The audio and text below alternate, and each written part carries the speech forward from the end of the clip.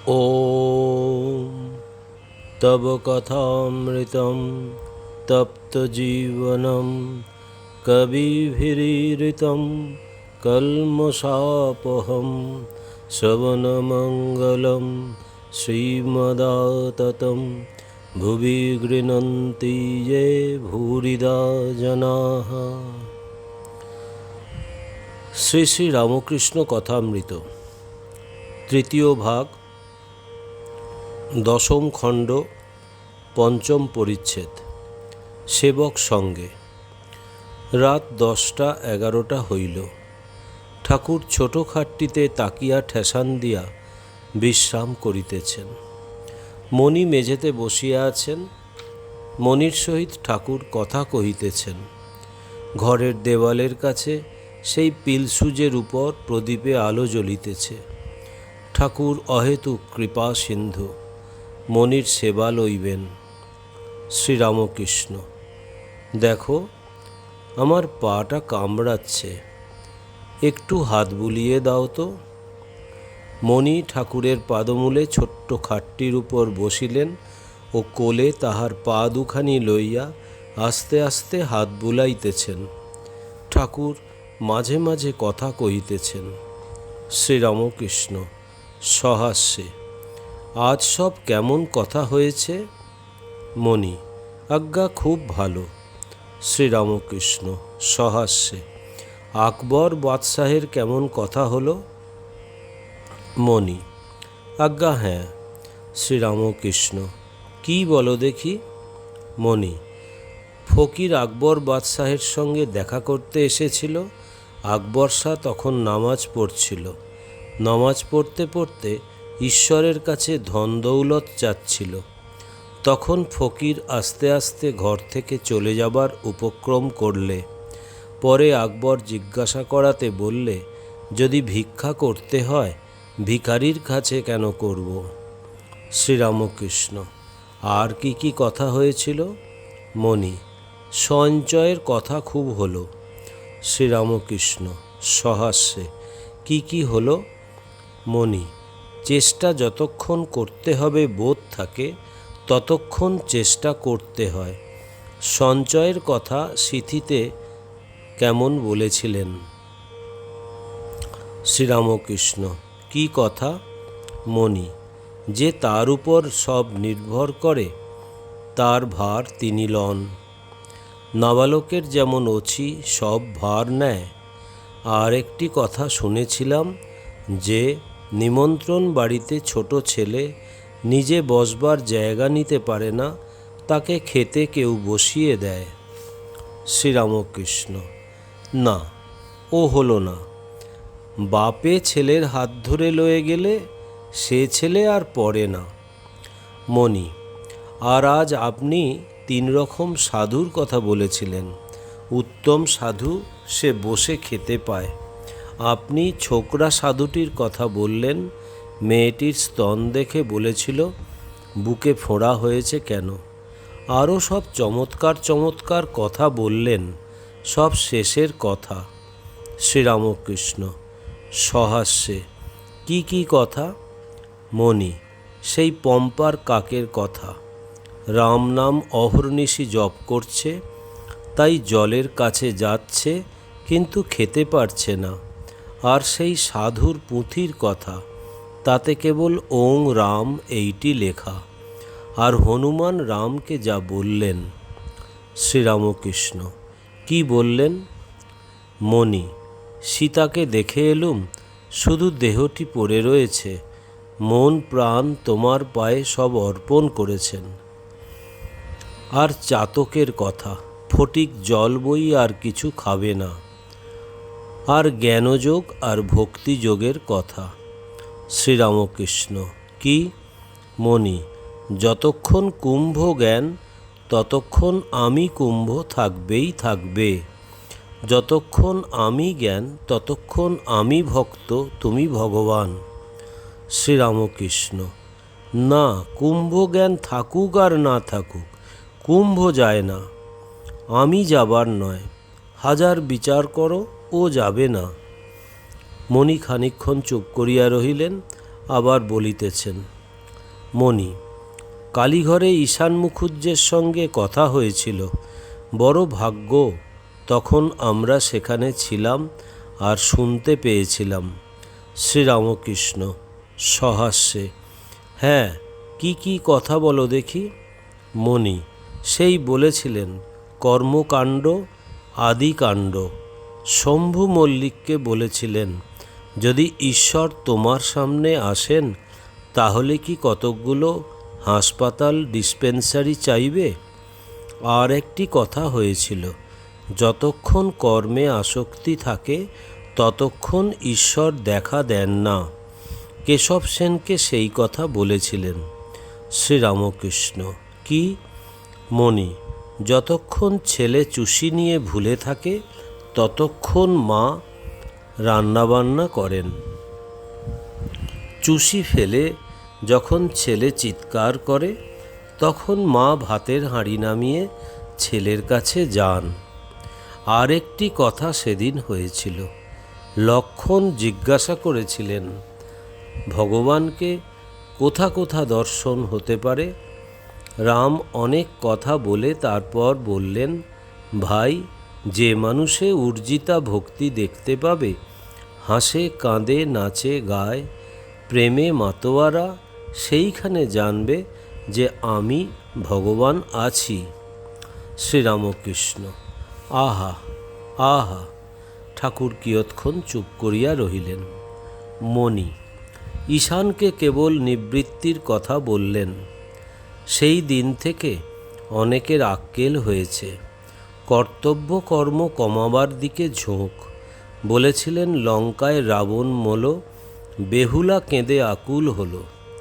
ঠাকুর শ্রীরামকৃষ্ণ এই কথা শুনিয়া উচ্চহাস্য করিলেন। মণি বিনীতভাবে অতি, আচ্ছা, কর্তব্য কর্ম হাঙ্গামা কমানো তো ভালো। শ্রীরামকৃষ্ণ, হ্যাঁ, তবে সম্মুখে কেউ পড়ল সে এক। সাধু কি গরিব লোক সম্মুখে পড়লে তাদের সেবা করা উচিত। মণি, আর সেদিন ঈশান মুখুজ্জেকে খোসামুদের কথা বেশ বললেন। মরার উপর যেমন শকুনি পড়ে, ও কথা আপনি পণ্ডিত পদ্মলোচনকে বলেছিলেন। শ্রীরামকৃষ্ণ, না, উলোর বামুন দাসকে।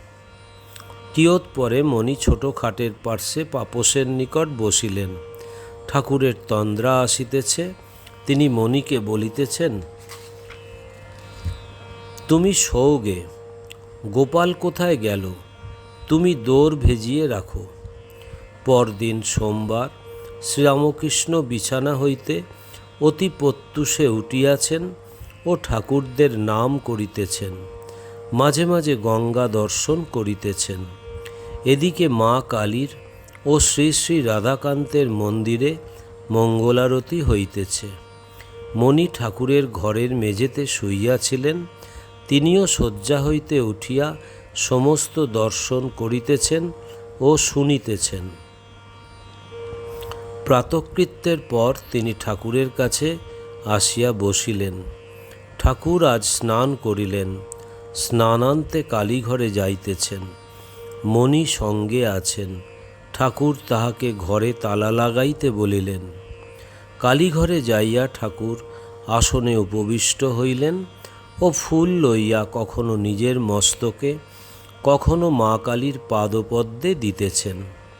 একবার চামর লইয়া ব্যজন করিলেন, আবার নিজের ঘরে ফিরিলেন। মণিকে আবার চাবি খুলিতে বলিলেন।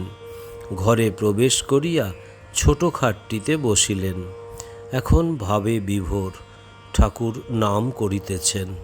মণি মেঝেতে একাকী উপবিষ্ট। এইবার ঠাকুর গান গাইতেছেন। ভাবে মাতোয়ারা হইয়া গানের ছলে মণিকে কি শিখাইতেছেন যে কালী ব্রহ্ম, কালী নির্গুণা, আবার সগুণা, অরূপ, আবার অনন্ত রূপিণী। গান, কে জানে কালী কেমন স্বরদর্শনে না পায় দর্শন। গান, এসব খ্যাপামের খেলা। গান, কালী কে জানে তোমায় মা, তুমি অনন্ত রূপিণী, তুমি মহাবিদ্যা, অনাদি অনাদ্যা, ভববন্ধের বন্ধন হারিণী তারিণী, গিরিজা গোপজা গোবিন্দ মোহিনী, শারদে বরদে নগেন্দ্র নন্দিনী, জ্ঞানদে মোক্ষদে কামাখ্যা কামদে, শ্রীরাধা শ্রীকৃষ্ণ হৃদি বিলাসিনী।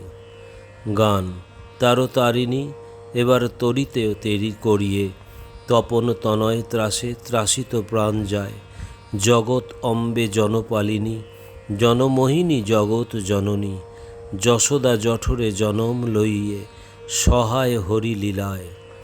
বৃন্দাবনে রাধা বিনোদিনী, রাজবল্লভ বিহারকারিণী, রাসরঙ্গিনী রসময়ী হয়ে রাস করিলে লীলা প্রকাশ। গিরিজা গোপজা গোবিন্দ মোহিনী, তুমি মা গঙ্গে গতিদায়িনী, গান্ধার্বিকে গৌরবরণী, গাওয়ে গোলকে গুণ তোমার, শিবে সনাতনী সর্বাণী ঈশানী, সদানন্দময়ী সর্বস্বরূপিণী, সগুণা নির্গুণা সদাশিব প্রিয়া, কে জানে মহিমা তোমার। মনি মনে মনে করিতেছেন, ঠাকুর যদি একবার এই গানটি গান, আর ভুলালে ভুলব না মা, দেখেছি তোমার রাঙা চরণ। কি আশ্চর্য! মনে করিতে না করিতে ওই গানটি গাহিতেছেন। কিয়ৎক্ষণ পরে ঠাকুর জিজ্ঞাসা করিতেছেন, আচ্ছা, আমার এখন কীরকম অবস্থা তোমার বোধ হয়? মনি সহাস্যে, আপনার সহজ অবস্থা। ঠাকুর আপন মনে গানের ধুয়া ধরিলেন, সহজ মানুষ না হলে সহজকে না যায় চেনা। একাদশ খণ্ড প্রথম পরিচ্ছেদ। শ্রীরামকৃষ্ণ সমাধি মন্দিরে। শ্রীরামকৃষ্ণ আজ স্টার থিয়েটারে প্রহ্লাদ চরিত্রের অভিনয় দেখিতে আসিয়াছেন, সঙ্গে মাস্টার, বাবুরাম ও নারায়ণ প্রভৃতি। স্টার থিয়েটার তখন বিডন স্ট্রিটে। এই রঙ্গমঞ্চে পরে এমারল্ড থিয়েটার ও ক্লাসিক থিয়েটারের অভিনয় সম্পন্ন হইত। আজ রবিবার 30শে অগ্রহায়ণ, কৃষ্ণা দ্বাদশী তিথি, 14ই ডিসেম্বর 1884 খ্রিস্টাব্দ।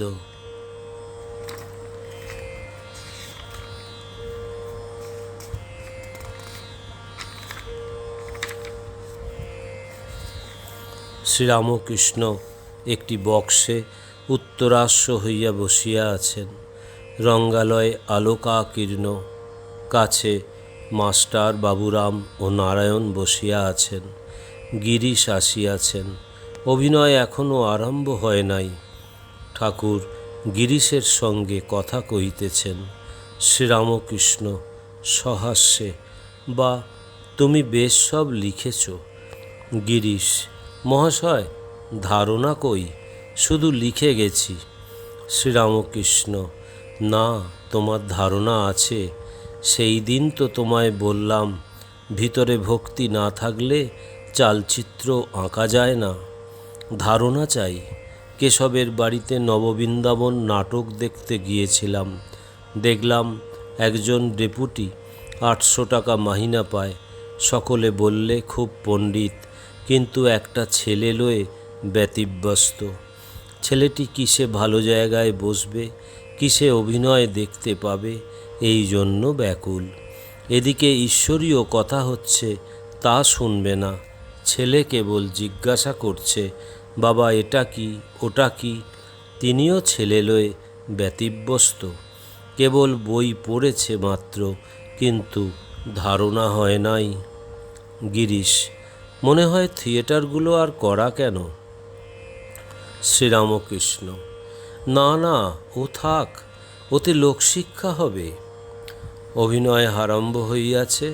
প্রহ্লাদ পাঠশালে লেখাপড়া করিতে আসিয়াছেন।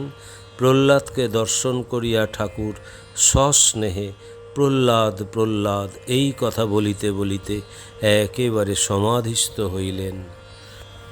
প্রহ্লাদকে হস্তিপদতলে দেখিয়া ঠাকুর কাঁদিতেছেন। অগ্নিকুণ্ডে যখন ফেলিয়া দিল, তখনও ঠাকুর কাঁদিতেছেন। গোলকে লক্ষ্মীনারায়ণ বসিয়া আছেন। নারায়ণ প্রহ্লাদের জন্য ভাবিতেছেন। সেই দৃশ্য দেখিয়া ঠাকুর আবার সমাধিস্থ হইলেন।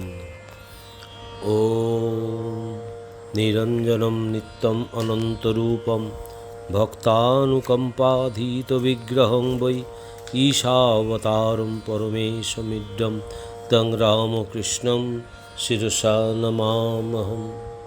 শ্রীরামকৃষ্ণ অর্পণমস্তু।